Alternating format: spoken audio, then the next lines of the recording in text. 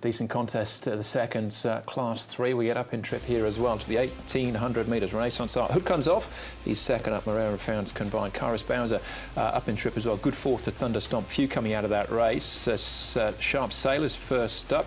King of Mongolia's first up as well. Course and distance winner at the end of last year. Go winner roll forward, and Ho Ho Phil's got good course and distance stats.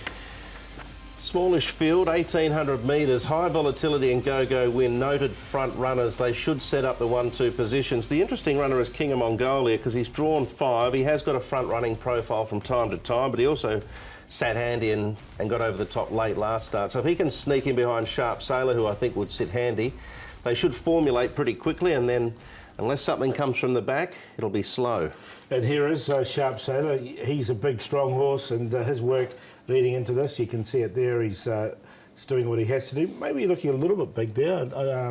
I'll just double check those body weights when he comes through. But here's high volatility as well. These are the two I've just focused on. High volatility's had a run under his belt, and it will be on the pace on the C course, so he'll get his opportunity, no doubt. All right, OK, we'll get straight into it with 4 of them coming out of this race we're about to have a look at, with Go Win swinging in on the speed, faring best. Just keep an eye on Mighty Boy, though, getting up in trip. I just wonder whether he might end up a bit closer too. Could do. Well, the speed map had him sort of sitting on the leader's back initially, so he does need to lift a little bit, but this was better than his first start. Go Win has struggled to win in this class. He's had 24 goes and never been able to do it. I like the run of Karis Bowser, actually. I think getting to the 1,800 is good for him. Yeah, I've got him in, and I put high volatility in as well because the 1,800 metres on pace on the C course, and he's had that run under his belt now. So they're the 2 out of that race. OK, more players here. Renaissance Art, the gear change. And Ho Ho Feel, I made a horse to follow out of this. Can I get a quick return here? I think you can. I thought this was an enormous run. He was wide at the back. It was 1,600 metres, up to 1,800 will really suit him. So I do like him. Renaissance Art, he sort of came into this race without a trial, and now he's there, isn't he? So he sort of just struggled a little bit. I don't really know what to make of him because he's so well rated at the moment. He's got Joe Moreira aboard and he's current favourite. But I'm going to take a chance. I'm going to leave him out. Same, Paul. Same. He's such a talented horse too. It's a pity that he hasn't been able to come back to form. I did speak to Casper late last season in the paddock area at Happy Valley. I might have been getting you boys an ice cream or something. And he said the horse hadn't been scoping cleanly for a long time, but he'd sort of felt that it was maybe time he was coming good, but it hasn't happened yet. So until it does, you have to leave him out. But Ho Ho Phil was an enormous run. If he runs like that, he'll be going close to winning this, I would have thought. It was a little ice cream, I'm sure.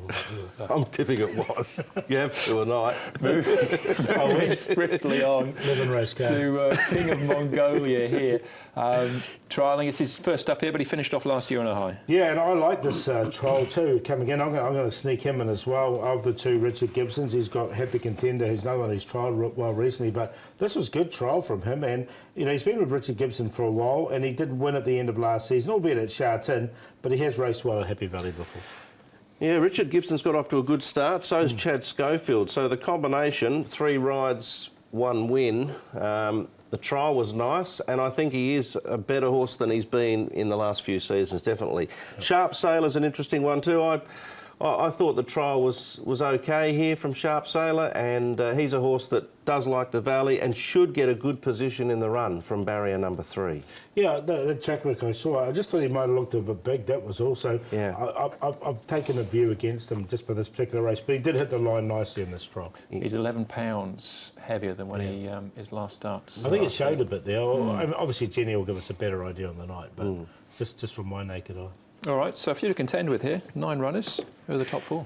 I'm going to go with Ho Ho Feel. I just think that it was a really good run, fresh up, and he's going really well at the moment. From barrier 2, he should get a nice run. High volatility on the pace, so he'll be there for a long period of time. Karis Bowser stepping up in course, stepping up in distance, really suit this horse. And King of Mongolia, we saw that trial. Thought it was a really good trial. I think he's a good chance as well. I'll play the QQP 259. If you wanted to go a step further and have a test, you could throw the King of Mongolia in, but I'd go wide in this one as well.